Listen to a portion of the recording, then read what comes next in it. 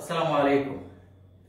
সম্মানিত অভিভাবক এবং আমার প্রাণপ্রিয় সোনামণিরা, কেমন আছে সবাই? আশা করি সবাই নিরাপদে আছো এবং সুস্থ আছো।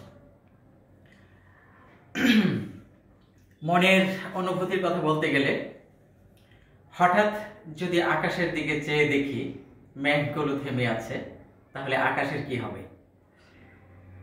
হঠাৎ করেই দেখি যদি নদীতে নৌকা চলছে না, মাঝিরও আনাগোনা নেই, তাহলে নদীটির কি হবে? হঠাৎ করে যদি দেখি রাস্তায় কেউ নেই, চারুলতায় কোনো শিশুরা আসছে না, তাহলে চারুলতার কি হবে, আমাদের কি হবে? যাক, মনের অনুভূতি আর্তনাদের কথা আমরা অত্যন্ত মানসিক দিক থেকে কষ্ট অনুভব করছি, যেহেতু আমাদের এই সাজানো বাগান হচ্ছে নিতান্তই শিশুদের, তাদেরকে মিস করছি, অনেক অনেক মিস করছি। সম্মানিত অভিভাবক, আজকে আমরা উপস্থিত হয়েছি আপনাদের কাছে আমাদের যেই বর্ণমালা লিখন পদ্ধতির শেষ অংশটি নিয়ে। এরপরে আমরা আরো পর্ব দিব আপনাদেরকে লিখিত বর্ণমালা লেখার পদ্ধতি যেগুলো, সেগুলো নিয়ে।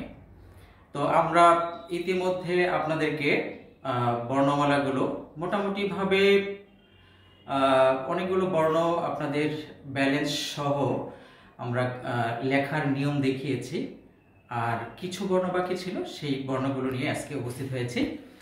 যেমন আজকে আমরা ব্যালেন্স সহ বর্ণ শিখব।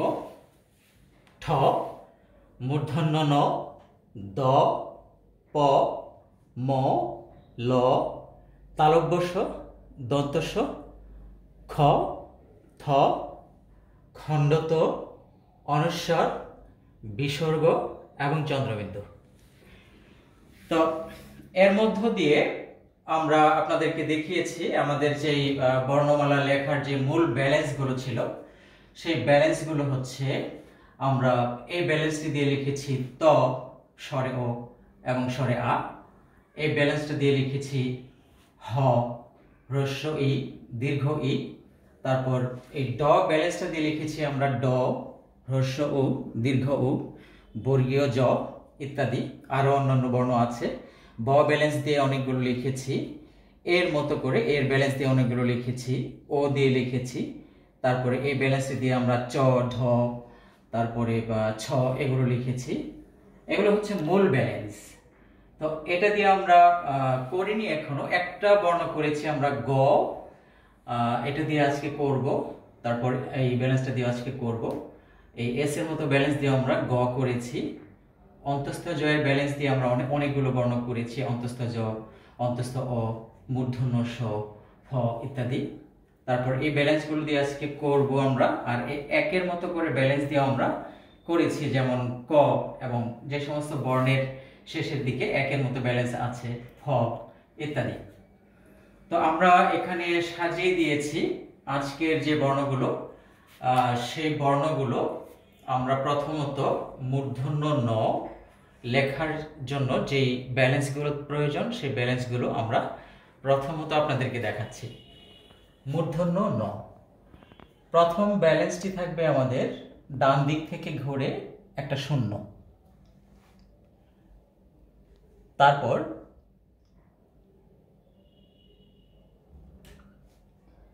এই ব্যালেন্স, তারপর আমরা এটাকে ভেঙে আকারের মতো আরেকটি ব্যালেন্স দিতে পারি। এই তিনটি ব্যালেন্স মিলিয়ে আমরা মূর্ধন্য ন লিখব। কিন্তু আপনাদের কাজ হচ্ছে, আমি এখানে একটু সাজিয়ে নিয়েছি আমাদের বাংলা রোল টানার যেই ঘরগুলো, সেই ঘরগুলো এরকম হবে এবং এক একটি ব্যালেন্স, ধরুন আমরা মূর্ধন্য ন এর যে ব্যালেন্সগুলো, তিনটা ব্যালেন্স দেখতে পাচ্ছি এখানে, তিনটা ব্যালেন্স আমরা পর্যায়ক্রমে এই ব্যালেন্সটি আমরা 10 লাইন দেব,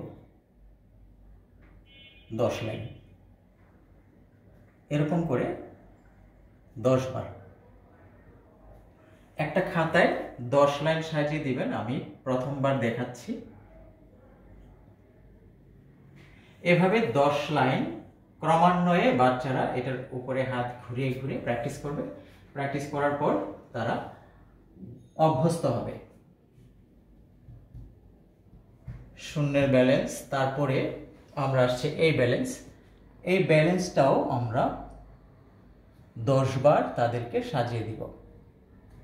সবচেয়ে ভালো হয় যদি হালকা দাগে অথবা এভাবে হালকা ডট ডটের মাধ্যমে যদি ওদেরকে বুঝিয়ে দিতে পারেন। এই ডট ডটগুলো যোগ করে তারা ব্যালেন্সটা আনবে। তাহলে আমরা নিশ্চয়ই বুঝতে পারছি যে প্র্যাকটিসের মাত্রা কতটুকু হওয়া উচিত। এই ব্যালেন্সগুলো যদি অভ্যাস আমরা না করি তাহলে কিন্তু বাচ্চাদের দিয়ে এই বর্ণগুলো আমরা আনতে পারবো না। তো এইভাবে করে 10 বার সাজিয়ে দেওয়ার পর এটা তারা প্র্যাকটিস করবে, হাত ঘোরাবে। হাত ঘোরানোর পর এই ব্যালেন্সটা আশা করি যে তারা আয়ত্তে আনতে পারবে। তারপরে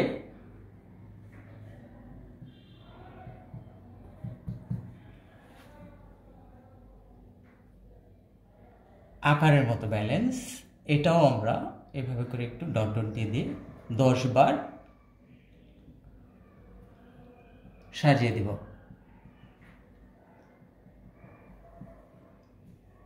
এভাবে করে 10 বার। সম্মানিত অভিভাবক, আপনারা বুঝতেই পারছেন আগে অবশ্যই অনেক প্র্যাকটিস লাগবে। এই প্র্যাকটিসের কোনো বিকল্প নেই। তাহলে আমরা এই 3টি ব্যালেন্স একসাথে যোগ করে দিয়ে তারপর আমরা মূর্ধন্য ণ লিখব। কিভাবে? আমরা, এটা হচ্ছে আমাদের বাংলার উল্টানা ঘর। আমরা যদি মিডল একটা দাগ, কাল্পনিক একটা দাগ নেই, এই দাগগুলো কিন্তু আমরা দিব না। একটা কাল্পনিক দাগ যদি দিই আমি, এই দাগটা হচ্ছে আমার বোঝার জন্য যে কোন পয়েন্টে কোন ব্যালেন্সটা আনলে বর্ণটা সুন্দর হবে। তো এর মধ্যে আমরা এখান থেকে এইভাবে করে উপরের দিকে আনব। আমি আবার দেখাচ্ছি। মিডলের অবস্থান থেকে এইভাবে শূন্যটা আনব। এনে মূর্ধন্য ণয়ের ব্যালেন্সটা একটু ঘুরবে, একটু পেঁচাবে। এইভাবে করে ডান দিক থেকে আমি অ্যারো চিহ্ন দিয়ে দিচ্ছি।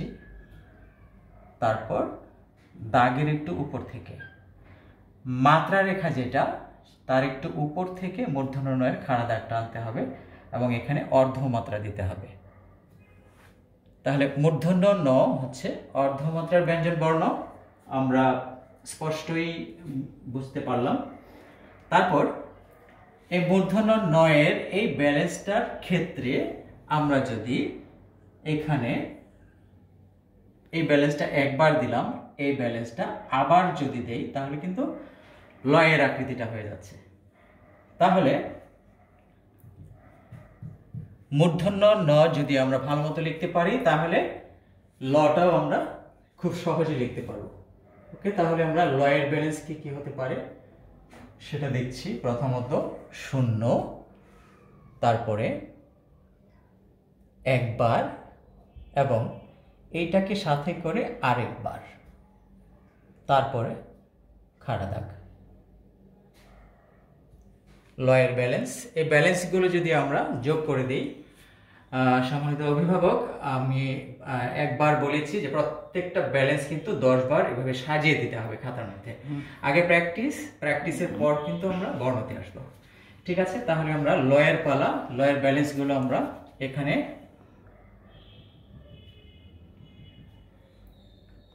লয়ের ক্ষেত্রে আমরা এই মিডল অবস্থান থেকে একটু নিচে শূন্যটা দেব। ঠিক আছে, তারপরে ব্যালেন্স হচ্ছে এইটা। এই ব্যালেন্সটা আমরা এখানে এইভাবে করে আনব এবং তারপরে এই ব্যালেন্সটা ডাবল হয়ে যাবে এইভাবে, তারপর খাড়া দাগ, পূর্ণমাত্রা। ল হচ্ছে পূর্ণমাত্রা ব্যঞ্জন বর্ণ। তাহলে ল হয়ে গেল। এরপরে হচ্ছে দন্ত ন। দন্ত নটা আমরা লিখতে যাচ্ছি। দন্ত ন আরো একটু সহজ। এটার দুইটা ব্যালেন্স হতে পারে, প্রথমত 0 এবং আরেকটি হচ্ছে এইভাবে। তো এই ব্যালেন্স দুটো আমরা যোগ করে দিব। আগে কিন্তু প্র্যাকটিসের পর আমরা বর্ণতে আসব। তাহলে মিডল অবস্থান থেকে আমরা দন্তনটা লিখব, ঠিক শূন্যটাকে আমরা মিডল অবস্থান থেকে এখানে আর এখানে শূন্যের পরিধিটা রাখবো, অর্থাৎ মিডল অবস্থানটা হচ্ছে মিডলে, শূন্যের মিডলে। তারপর এখান থেকে কিন্তু আমরা এখান থেকে এভাবে নিচের দাগে আনবো, তারপর উপরের দাগে নিয়ে যাব, উপরের দাগ থেকে এইভাবে করে মাত্রাটা হবে পূর্ণ মাত্রার বর্ণ। আর মূর্ধন্য ন, দন্ত ন, এগুলো আমরা অনেক ব্যতিক্রম আমাদের চোখে পড়ে।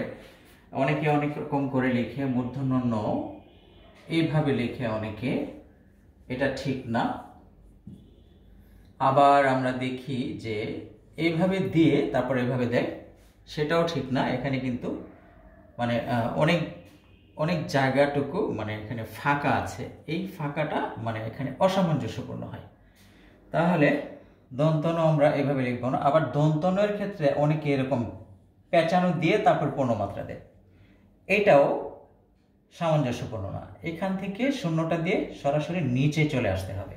ঠিক আছে, আমি আবারও দেখাচ্ছি। এখান থেকে শূন্যটা দিয়ে নিচে চলে আসতে হবে, এটাকে এভাবে ঘোরানো যাবে না। ওকে, তাহলে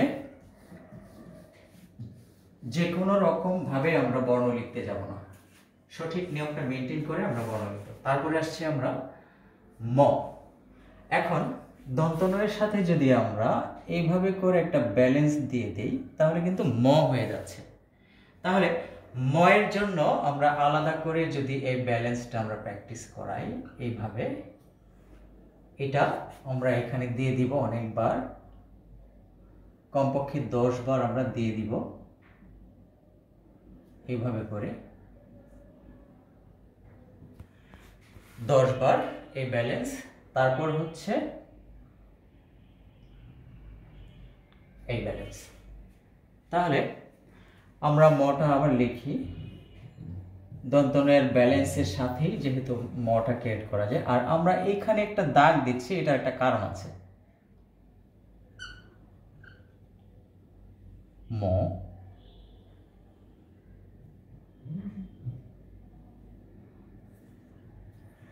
এখানে দাগ দিচ্ছি, এটার একটা কারণ হলো আমরা যখন একটু তাড়াহুড়া করে অন্তস্থ জ লিখি অথবা ম লিখি, এটা অনেক সময় অন্তস্থ জয়ের মতো মনে হয়। যখন আমরা এই দাগটা এটার সাথে অ্যাড করি, তখন কিন্তু ময়ের আকৃতিটা ভালো হয়। এই জন্য এটা আইডিয়াল কোনো ফন্ট না, কিন্তু লিখিতভাবে উপস্থাপন করার জন্য, হ্যাঁ, বোঝার জন্য এই আকৃতিটা আমাদের সাপোর্টের প্রয়োজন হয়। ম, তারপর এই ব্যালেন্সের সাথেই যেহেতু দন্তস্বয়ের এই ব্যালেন্সটা আছে, সেহেতু আমরা ময়ের সাথে এই ব্যালেন্সটা যোগ করতে পারি। দন্তস্ব একটা ব্যালেন্স, তারপর মূর্ধন্য নয়ের এই ব্যালেন্সটা আকৃতিগতভাবে মিলছে। এই দুটো ব্যালেন্স যদি আমরা যোগ করে দিই এখানে,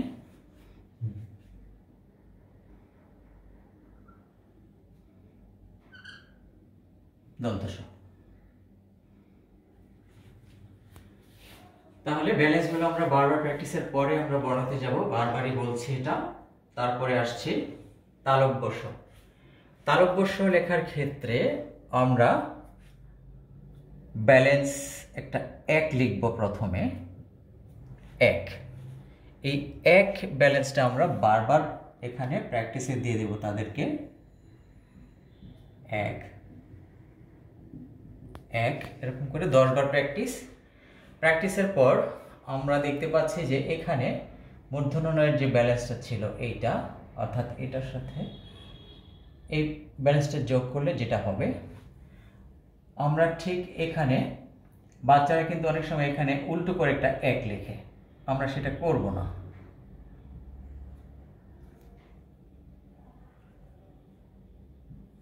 এই ব্যালেন্সটা আসবে। এই ব্যালেন্স দুটো আমরা যদি একসাথে যোগ করে দিই, তাহলে এখানে একটা শূন্য আসবে। শূন্যটা এখনই আমরা দিচ্ছি না,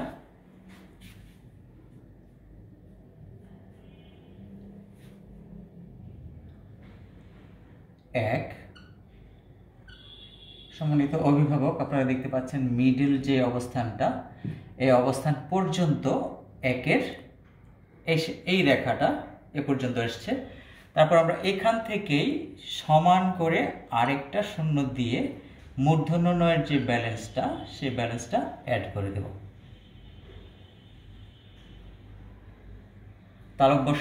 তালব্যস্যের যে খাড়া দাগটা, এটা অবশ্যই মাত্রা রেখা যেখানে, তার উপর থেকে এভাবে করে আসবে। বিশেষ করে অর্ধমাত্রার যে বর্ণগুলো আছে সেগুলো খাড়া দাগের ক্ষেত্রে এরকমটা হবে, তালব্যস্য।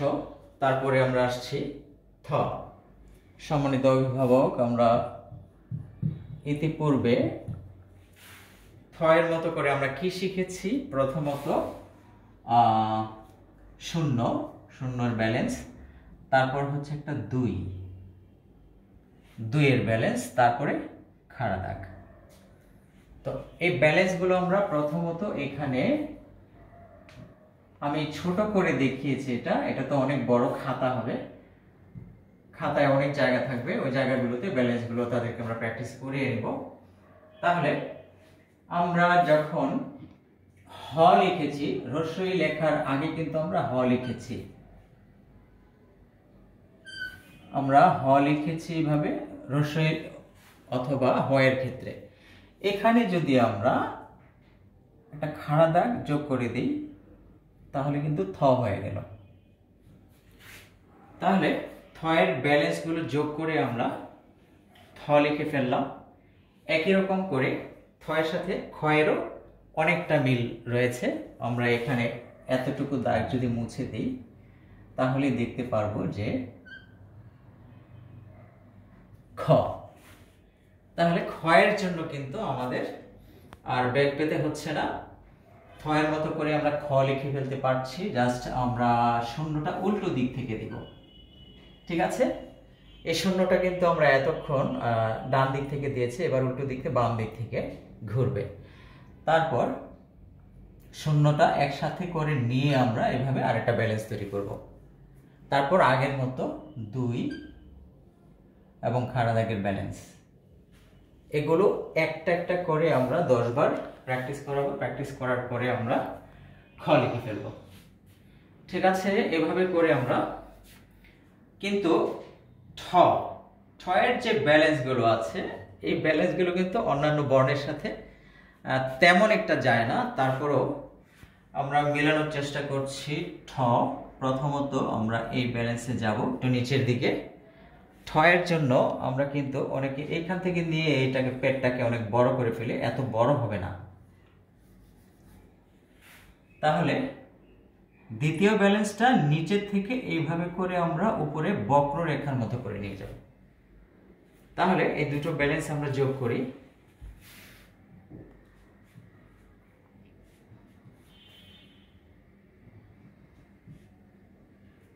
তার মিডল অবস্থান, এখান থেকে আমরা বাঁকাটা করে মিডল অবস্থান থেকে আমরা একটু নিচের দিকে নিয়ে আসবো। তারপর এখান থেকে সেকেন্ড ব্যালেন্স নিচের দাগ স্পর্শ করে দিয়ে আমি আস্তে আস্তে দেখাচ্ছি। এটাকে একদম ওইভাবে নেওয়ার কোনো দরকার নাই, যতটুকু পরিমার্জিত হয়। ঠিক আছে, তারপর আমরা বর্ণের পরিধি অনুযায়ী মাত্রাটা দিব। বর্ণের বডি যতটুকু বিস্তৃত হয়েছে এভাবে। ঠ হচ্ছে পূর্ণমাত্রার ব্যঞ্জন বর্ণ। আপনারা ইতিমধ্যে নিশ্চয়ই জেনেছেন যে আমাদের মাত্রাগত দিক থেকে আমরা বর্ণমালাকে 3 ভাগে ভাগ করি: পূর্ণমাত্রা, অর্ধমাত্রা এবং মাত্রাবিহীন বর্ণ। তো এই ঠ পর্যন্ত আমাদের যে মাত্রার যে বর্ণগুলো ছিল, তারপরে আরো 4টা বর্ণ আছে মাত্রাবিহীন বর্ণ: খণ্ডত, অনুস্বার, বিসর্গ এবং চন্দ্রবিন্দু। আমি এক এক করে দেখাচ্ছি, এগুলো খুব সংক্ষিপ্ত, এগুলোর কোনো ব্যালেন্স আমি আলাদা করে দেখানোর প্রয়োজন নেই, তাই দেখাচ্ছি না।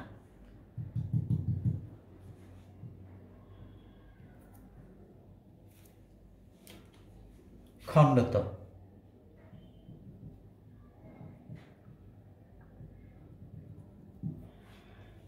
আমরা দেখতে পাচ্ছি উপরে মাত্রা রেখা, মাত্রা রেখার থেকে একটু নিচে আমরা উল্টো করে শূন্যটা নেব।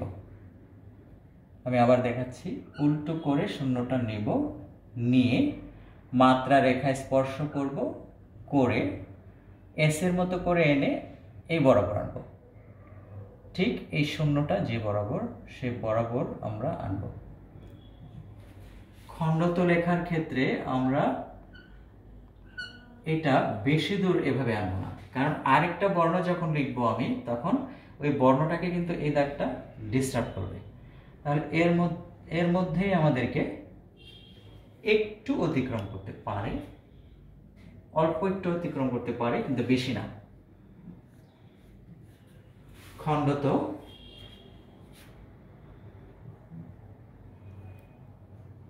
তারপর হচ্ছে অনুস্বার, দাগ বরাবর শূন্য বাম দিক থেকে, তারপর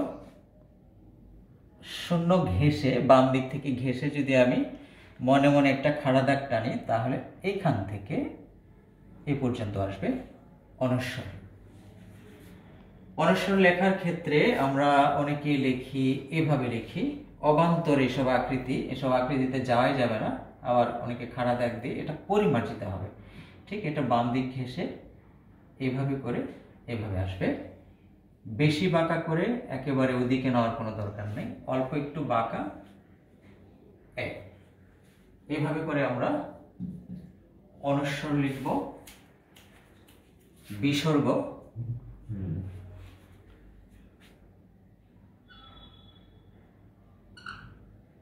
একই রকম শূন্য দুটো বরাবর পড়বে। বিসর্গ, চন্দ্রবিন্দু। সম্মানিত অভিভাবক, আপনারা অবশ্যই জানেন চন্দ্রবিন্দু হচ্ছে পরাশ্রিত বর্ণ, অর্থাৎ অন্য বর্ণের উপরে বসে শব্দ গঠনের ক্ষেত্রে। সেজন্য আমরা চন্দ্রবিন্দুটা উপরের দিকে লিখব।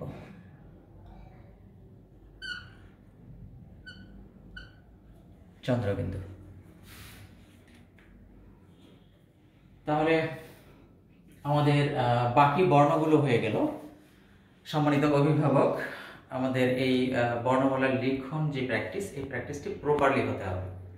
প্রথমত ব্যালেন্সগুলো তো অবশ্যই তাদেরকে, আপনারা ব্যালেন্সগুলো সাজানোর জন্য তাদেরকে যথেষ্ট সহযোগিতা করবেন। আর তারপর আপনার বাচ্চাকে একটু কুলে করে বসান, আপনার আসনে বসিয়ে তাকে সুন্দর সুন্দর গল্প এবং সুন্দর সুন্দর উপমা দিয়ে আমাদের এই বর্ণমালার যে ব্যালেন্স প্র্যাকটিস থেকে বর্ণমালাগুলো আপনারা শেখাবেন। আর আমরা পরবর্তীতে আপনাদের সাথে বর্ণ নিয়ে যোগাযোগ করব। সেটা হচ্ছে ব্যঞ্জন বর্ণ। ক থেকে চন্দ্রবিন্দু পর্যন্ত ব্যঞ্জন বর্ণগুলো আমরা পূর্ণরূপে আপনাদেরকে কিভাবে লিখতে হয় সেগুলো দেখাবো। তখন আমরা ব্যালেন্স নিয়ে আলোচনা করব না, বর্ণের আকৃতি এবং গঠনটা কীরকম হবে সেটা নিয়ে আমরা আলোচনা করব। তো সে পর্যন্ত সবাই ভালো থাকবেন, সুস্থ থাকবেন, আমাদের জন্য অনেক অনেক অনেক দোয়া করবেন। আদরের সোনামণি এবং আপনাদের জন্য অনেক অনেক অনেক শুভকামনা রইল। আল্লাহ হাফেজ, আসসালামু আলাইকুম।